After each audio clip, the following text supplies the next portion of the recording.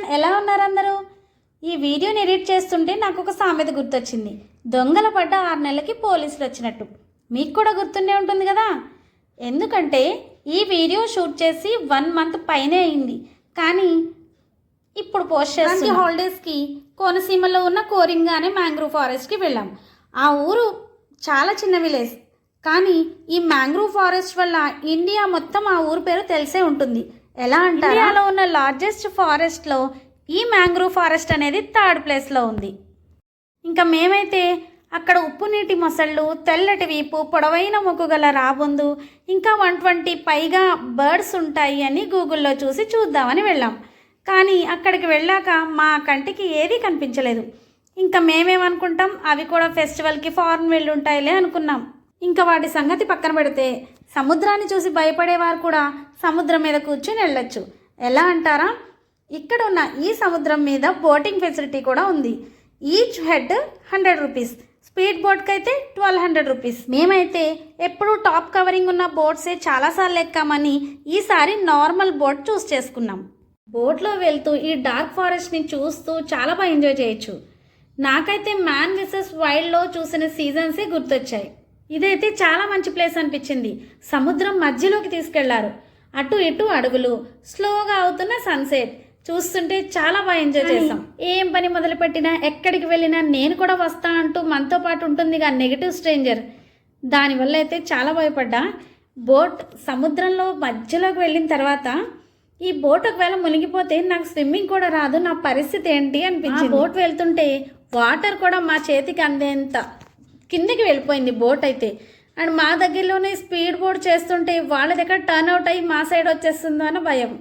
మొత్తం మీద ఈ సముద్రం మీద చుట్టూ అడవులతో ఈ హాలిడే ట్రిప్ చాలా బాగా ఎంజాయ్ చేసాం. ఈ ఫారెస్ట్కి ద బెస్ట్ పార్ట్ ఏంటంటే బోటింగే. దూరం నుంచి వచ్చిన వాళ్ళకైతే ఫుడ్ కోసం ఏమి ఇబ్బంది పడవసరం లేదు. ఇక్కడ ఫుడ్ కోర్ట్స్ కూడా ఉన్నాయి. And different types of games, balloon shooting, ఇలా చాలా టైప్స్ ఆఫ్ గేమ్స్ ఉన్నాయి. పిల్లలకైతే బోర్ కొట్టకుండా హ్యాపీగా ఎంజాయ్ చేసే one of the best place in Konaseema.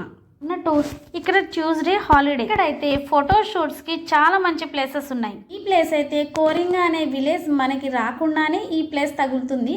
And main road నుంచి లోపలికి 1 or 1.5 కిలోమీటర్స్ వెళ్ళాల్సి వస్తుంది. సజెషన్ అయితే ఈ ప్లేస్ చూడడానికి వెళ్ళినప్పుడు ఫుల్ ఆఫ్ మెమొరీతో, ఫుల్ ఆఫ్ ఛార్జింగ్తో, ఫుల్ ఆఫ్ స్టమక్తో వెళ్ళాలి. ఎందుకంటే ఇక్కడ నడవడానికి అంత ఎనర్జీ కావాలి. ఇలా అంటున్నా అంటే ఇక్కడ ఒక బ్రిడ్జ్ ఉంది అన్నట్టు. RX100 మూవీ చూసే ఉంటారు కదా, ఆ మూవీలో ఒక సాంగ్ ఈ ప్లేస్లోనే షూట్ చేశారట. అన్నట్టు ఒంపు సొంపుల అందాల చెక్క బొమ్మ అంటే ఏంటో తెలుసా? ఇప్పుడు కనిపిస్తుంది చూడండి, ఇదిగో ఈ బ్రిడ్జ్. ఇక్కడ ఉన్న మడ అడవిలో ఉన్న చెట్లు పడిపోయినప్పుడు అవే చెట్లు వుడ్తో తయారు చేసిన బ్రిడ్జ్.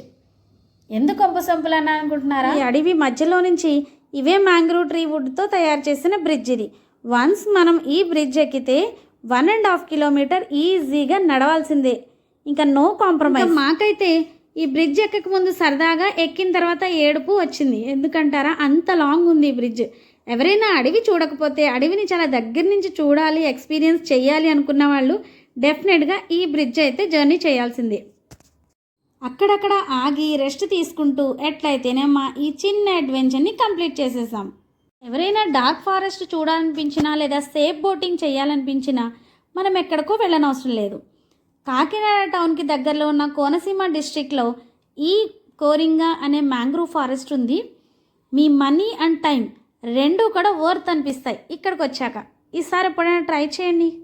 అండ్ ఈ వీడియో ద్వారా మీకు ఒక మంచి ప్లేస్ తెలిసింది అని అనిపిస్తే చిన్న లైక్ చేయండి.